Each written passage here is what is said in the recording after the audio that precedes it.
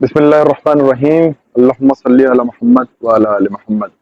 میرے دوستوں، ایک جلیل القدر صحابی کا واقعہ آپ کے سامنے لے کے پیش ہوا ہوں۔ آپ سب جانتے ہیں کہ میں نے اس کا جو ہے آپ نے تھمبنیل پر بھی دیکھ لیا ہوگا، حضرت حجر ابن عدی رضی اللہ تعالیٰ عنہ۔ عام طور پر ان صحابی سے لوگ واقف نہیں ہیں یہ کون تھے، اس لیے میں آپ کے سامنے جو ہے یہ واقعہ پیش کرنے جا رہا ہوں۔ دیکھیں، حضرت حجر ابن عدی رضی اللہ تعالیٰ عنہ جو ہے جلیل القدر صحابیوں میں ان کا شمار ہوتا ہے۔ آپ جو ہے کبار صحابہ میں آپ کا شمار ہوتا ہے۔ آپ بڑے ہی زاہد، عابد اور بڑے ہی انٹلیکچوئل پرسنالٹی تھے، آپ کی دانش مند انسان تھے۔ آپ نے 9 ہجری کے اندر اسلام قبول کرا اور حضرت عمر فاروق رضی اللہ تعالیٰ عنہ کے دور کے اندر کئی مارکے لڑے، آپ نے کئی فتوحات بھی کری۔ اسی طرح سے حضرت علی رضی اللہ تعالیٰ عنہ کے دور کے اندر آپ نے جنگ صفین اور جنگ نہروان میں بھی شرکت کری اور اس میں بھی بڑا ہی اہم رول آپ نے ادا کرا۔ آپ حضرت علی رضی اللہ تعالیٰ عنہ سے بے انتہا محبت فرماتے تھے، آپ ان کے لیے جان دینے کو تیار تھے۔ آپ ان کے ساتھ لڑے ہیں، پیش پیش رہے ہیں، آپ کے قدم سے قدم بڑھا کے لگا کے وہ چلے ہیں، حضرت حجر ابن عدی رضی اللہ تعالیٰ عنہ۔ یہ صحابی جو تھے، ان کو 51 ہجری کے اندر حضرت امیر معاویہ رضی اللہ تعالیٰ عنہ کے حکم سے شہید کر دیا گیا۔ اس کا واقعہ جو ہے میں آپ کے سامنے رکھنے جا رہا ہوں کہ ان کی شہادت کس وجہ سے ہوئی، وہ آپ کے سامنے رکھتا ہوں۔ دیکھیں، حضرت حجر ابن عدی رضی اللہ تعالیٰ عنہ کوفہ کے رہنے والے تھے۔ آپ کوفہ کے اندر مقیم تھے۔ کوفہ کا جو گورنر تھا وہ زیاد بنا 51 ہجری میں۔ اس سے پہلے مغیرہ ابن شعبہ رضی اللہ تعالیٰ عنہ کوفہ کے گورنر رہے۔ حضرت امیر معاویہ رضی اللہ تعالیٰ عنہ کے جب خلافت آئی، یعنی وہ بادشاہ بنے، تو اس کے بعد سے ہی حضرت علی رضی اللہ تعالیٰ عنہ کے اوپر سب و شتم یعنی لعنت اور ملامت کا سلسلہ شروع ہو گیا۔ آپ کو لعنت کری جاتی تھی، لعن اللہ ابو تراب، اور آپ پر سب و شتم کرا جاتا تھا۔ یہ ہر جگہ ہی ہو رہا تھا، کوفہ کے اندر بھی یہ معاملہ ہو رہا تھا۔ مغیرہ ابن شعبہ رضی اللہ تعالیٰ عنہ کے دور کے اندر بھی یہ کھڑے ہو کے حضرت علی کے تعلق سے جو ہے بڑی ہی فضائل ان کے بیان کرتے تھے اور مذمت کرتے تھے امیر شام کی اور خود کوفہ کے گورنر کی بھی۔ مغیرہ ابن شعبہ رضی اللہ تعالیٰ عنہ ان کا مرتبہ جانتے تھے تو ان کے ساتھ کوئی انہوں نے ایکشن نہیں لیا، لیکن مغیرہ ابن شعبہ رضی اللہ تعالیٰ عنہ کا انتقال ہوا 50 یا 51 ہجری کے اندر۔ اس کے بعد بصرہ کا گورنر بن گیا۔ بصرہ کا جو گورنر تھا زیاد، اس کو کوفہ کی گورنر بھی مل گئی۔ وہ کوفہ کا گورنر بنا ہے تو حضرت حجر ابن عدی رضی اللہ تعالیٰ عنہ اور حضرت حجر ابن عدی رضی اللہ تعالیٰ عنہ اور زیاد کے بیچ میں ایک کشمکش کا ماحول چلنے لگا۔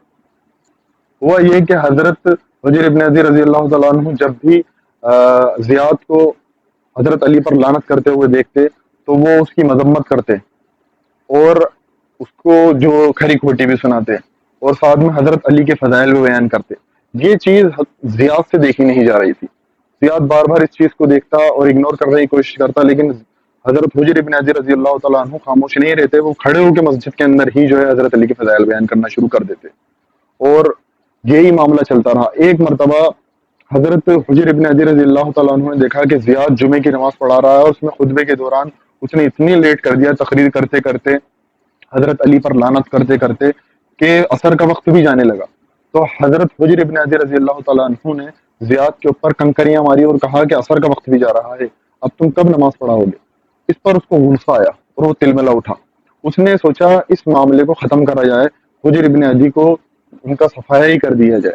اس نے ایک کیس چلایا حضرت حجر ابن عدی پر اور ان کے 12 ساتھیوں پر۔ ان کے خلاف جھوٹی گواہیاں لی گئیں اور وہ جھوٹا مقدمہ چلایا گیا، اور ساتھ میں پھر اس مقدمے کو اور ان کے 12 ساتھیوں کو لے کے جو ہے شام روانہ کر دیا، یعنی حضرت امیر معاویہ رضی اللہ تعالیٰ عنہ کے پاس۔ اس جھوٹی گواہیوں کے اندر کئی بڑے بڑے نام بھی آتے ہیں۔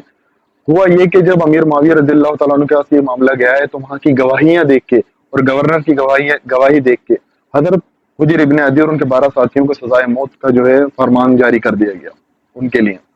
ہوا یہ کہ ایک صحابی تھے ان کے ساتھی حضرت عبد الرحمن بن حسان، ان کو تو واپس کوفہ بھیج دیا گیا۔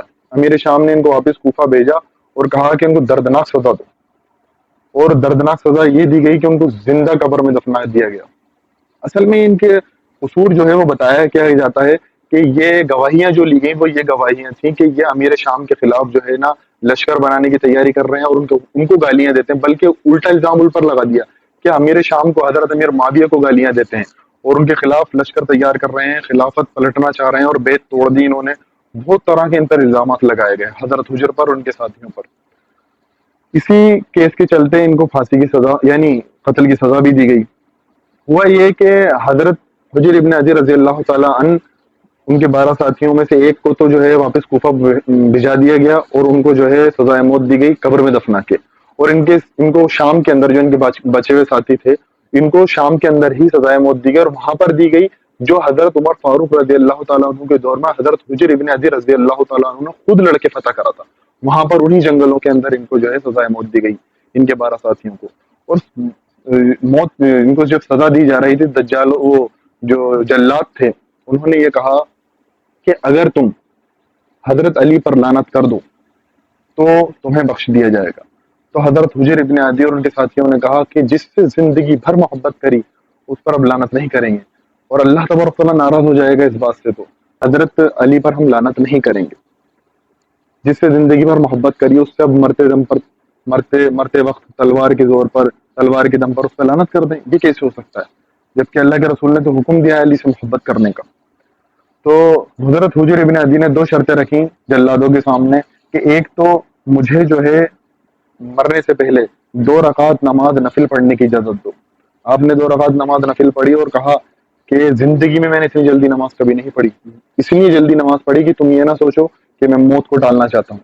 اور دوسری شرط یہ رکھی کہ میرے کپڑے جو خون آلود کپڑے ہیں، جب تم مجھ پر تیر چلاؤ گے اور وہ خون آلود کپڑے ان کو نہ اتارنا، اور ساتھ میں میری بیڑیاں بھی نہ کھولنا، میں امیر شام سے پلسرات پر ملوں گا انہی کپڑوں میں۔ حضرت حجر ابن عدی رضی اللہ تعالیٰ عنہ کا قصور کیا تھا یہ جاننا چاہیے۔ اصل میں ان کا قصور جو تھا وہ یہ تھا کہ آپ حضرت علی رضی اللہ تعالیٰ عنہ سے بے انتہا محبت کرتے تھے، اور اسی کے لیے بار بار آپ کھڑے بھی ہو جاتے تھے کہ حضرت علی کے خلاف کوئی بولتا تھا تو آپ اس کی مذمت کرتے تھے اور حضرت علی کے فضائل سنایا کرتے تھے۔ یہ واقعہ امام ابن حجر نے اپنی تاریخ میں، اور امام ابن عبد البر نے، امام ابن اسیر نے، اور امام ابن کثیر نے، اور امام زاہبی نے بھی اپنی تاریخ کے اندر نقل کیا ہے یہ واقعہ، اور مستدرک للحاکم کے اندر بھی احادیث آئی ہیں اسی واقعے کے تعلق سے۔ تو یہ ایک بڑا ہی دردناک واقعہ ہے کہ حضرت حجر ابن عدی اور ان کے ساتھیوں کو صرف اس گناہ پر قتل کر دیا جاتا ہے کہ وہ اپنے ایک مومن بھائی سے محبت کرتے ہیں، حالانکہ حضرت علی رضی اللہ تعالیٰ عنہ کی شہادت کو تقریباً اگر دیکھا جائے تو 10 سال ہو چکے تھے لیکن آپ کی محبت کم نہ ہوئی۔ یہ ہے مومن بھائی کا مومن بھائی سے محبت کا معاملہ۔ آج اسی پر اکتفا کرتے ہیں۔ اللہ تبارک و تعالیٰ ہمیں کہنے سننے کے ساتھ ساتھ عمل کرنے کی توفیق عطا فرمائے۔ وآخر دعوانا ان الحمد للہ رب العالمین۔